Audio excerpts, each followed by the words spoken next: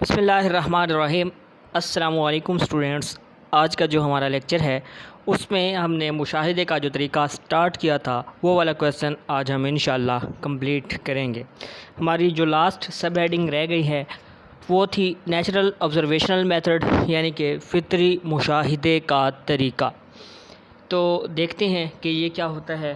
ہم پہلے تھوڑا سا ریوائز کر لیتے ہیں کہ لاسٹ لیکچر میں ہم نے جو ڈسکس کیا تھا وہ تھا ہمارے پاس خارجی مشاہدے کا طریقہ، یعنی جو ہماری آبزرویبل موومنٹس ہوتی ہیں، جو ہمارا کردار ہوتا ہے خارجی مشاہدے میں ہم نے اس کو آبزرو کرنا ہوتا ہے۔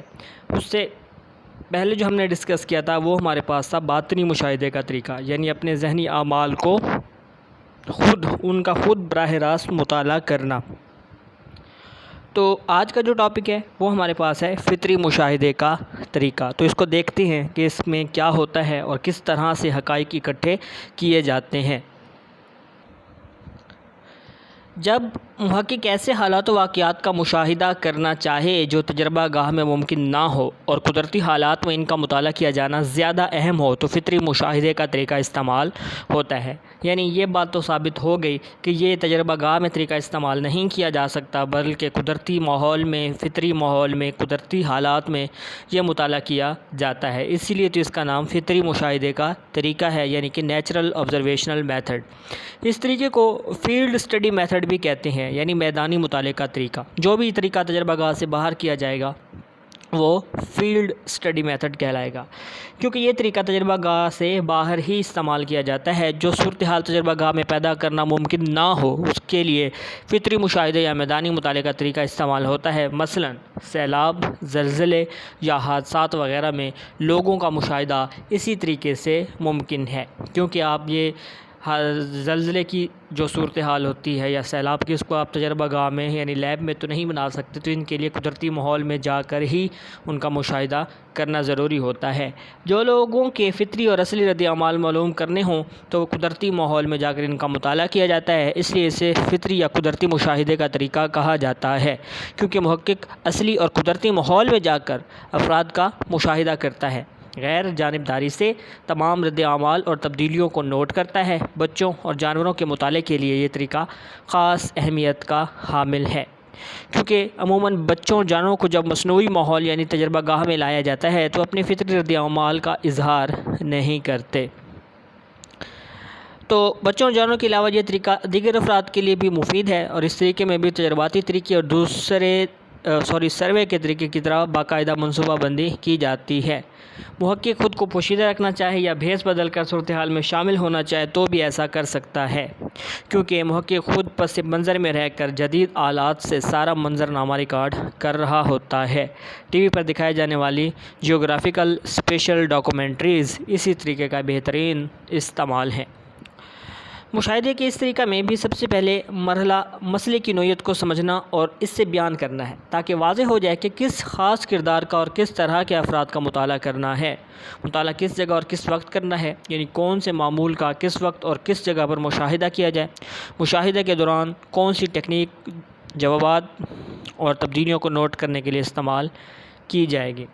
یہاں پر ایک چیز جو ہے وہ سب سے امپورٹنٹ، آپریشنل ڈیفینیشن، عملی تعریف۔ قدرتی مشاہدے کے لیے بھی متغیرات اور ان کے اثرات کی وضاحت کی جاتی ہے، جسے عملی تعریف کہتے ہیں۔ عملی تعریف میں متغیرہ یعنی ویریبل کی وضاحت اس انداز سے کی جاتی ہے جس انداز سے اس کا مطالعہ کیا جانا مقصود ہو۔ اس لیے مطالعہ شروع کرنے سے پہلے محقق زیر مشاہدہ تصورات کی وضاحت کرتا ہے کہ اس تصور سے مراد کیا ہے، کیونکہ مختلف تصورات کے معنی مختلف حالات میں تبدیل ہو رہے ہوتے ہیں۔ یعنی وہ کسی بھی چیز کی ڈیفینیشن دے گا خود سے، اس سے کہتے ہیں عملی تعریف، یعنی آپریشنل ڈیفینیشن، کہ میرے تجربے میں فلاں چیز کا مطلب، فلاں کنسیپٹ کا مطلب یہ ہے، یا فلاں چیز کی تعریف یہ ہے۔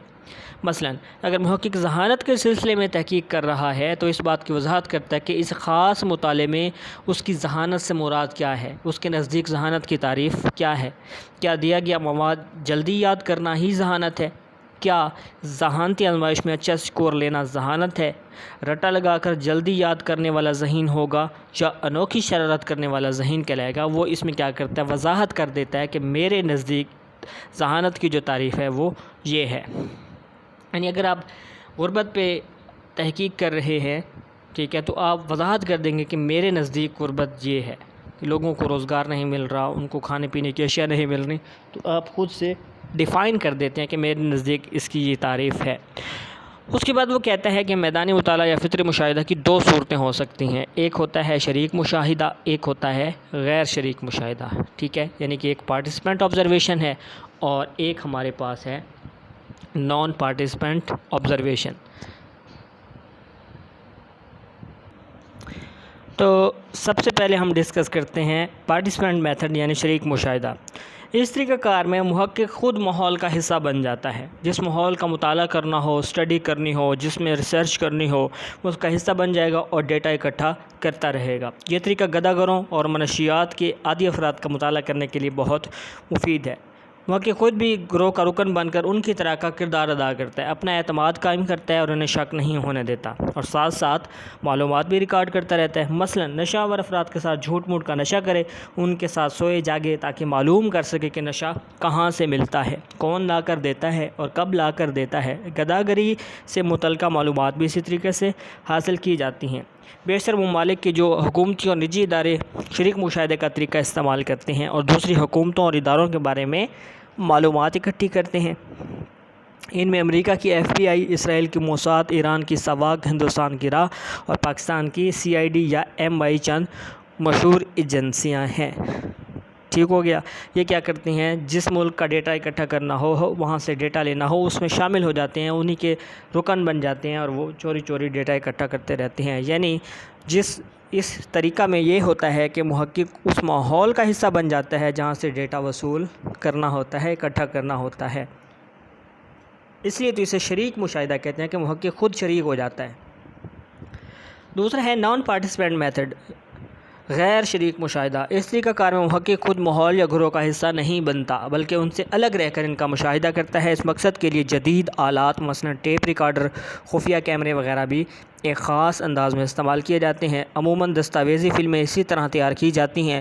اسی طرح فصل کی کٹائی، بوائی، میلے ٹھیلے، قبائلی اور دیہاتی لوگوں کے رسم و رواج وغیرہ کا مشاہدہ اسی طریقے سے استعمال کیا جاتا ہے۔ جیسے آپ یہ نیشنل جیوگرافی پہ مختلف قسم کی ڈاکومنٹریز دیکھتے ہیں، وہ دور سے بیٹھ کے جدید آلات سے، کیمروں سے، ٹھیک ہے، ڈرون کیمروں سے وہ ریکارڈ کر رہے ہوتے ہیں۔ وہ خود شامل نہیں ہوتے اس ماحول کا، لیکن پھر بھی وہ کیا کر رہے ہوتے ہیں، ڈیٹا اکٹھا کر رہے ہوتے ہیں۔ اور لاسٹ میں ایک اور ٹیکنیک یہاں پہ استعمال ہوتی ہے، گم شدہ بچے کی ٹیکنیک۔ فطری مشاہدے میں ایک اہم ٹیکنیک یہ بھی ہے کہ اس میں ایک کم عمر بچے کو کسی بارونق بازار میں چھوڑ دیا جاتا ہے اور وہاں پہ لوگوں کو یہ تاثر دیا جاتا ہے کہ یہ اپنے ماں باپ سے بچھڑ گیا ہے، اور دور بیٹھ کر کیمروں سے اس کو ساری چیزوں کو نوٹ کیا جاتا ہے کہ لوگ کس طرح کے لوگ اس کے پاس آتے ہیں، کیا اس کی ہیلپ کرتے ہیں یا نہیں کرتے، اور اگر حالات بگڑنے لگتے ہیں تو محقق خود سامنے آ جاتا ہے اور لوگوں کو کہتا ہے کہ وہ اس بچے کو اس کے والدین کے پاس پہنچا دے گا۔ ایک اور ٹیکنیک بھی استعمال ہوتی ہے کہ ریسرچر کیا کرتا ہے کہ کسی معروف شاہراہ پر یعنی سڑک پر ایک فیمیل کو گاڑی کا بونٹ کھول کے کھڑا کر دیتا ہے اور تاثر یہ دیا جاتا ہے کہ اس کی گاڑی خراب ہو گئی ہے، اور دور بیٹھ کے کیمروں کی مدد سے وہ ریکارڈنگ کر رہے ہوتے ہیں، دیکھ رہے ہوتے ہیں کہ کون سے لوگ اس کے پاس آتے ہیں، کیا اس کو آفر دیتے ہیں کہ ہم آپ کی گاڑی ٹھیک کروا دیتے ہیں، میکینک بلوانے کی آفر دیتے ہیں یا تنگ کرتے ہیں، یا کیسا ریئیکشن ہوتا ہے، یہ ساری چیزیں یہاں پر چیک کی جاتی ہیں۔ اس سلسلے میں اہم بات یہ ہے کہ مشاہدے کا مقصد واضح اور لوگوں کی فلاح و بہبود ہونا چاہیے۔ اس کا مقصد لوگوں کو دھوکہ دینا یا انہیں بیوقوف بنانا نہ ہو، جو کہ تحقیق کی اخلاقیات کے خلاف ہے۔ تو یہاں پر ہمارا جو تھا مشاہدے کا طریقہ آج ختم ہوا، تو اس کو اچھے طریقے سے آپ لوگوں نے پڑھنا ہے، سمجھنا ہے، کسی بات کی سمجھنا ہے تو پوچھنا ہے۔ نیکسٹ جو ہمارا لیکچر ہوگا انشاءاللہ اس میں ایک اور اہم ٹاپک ہم سٹارٹ کریں گے جو کہ ہمارے پاس ہے تجرباتی طریقہ۔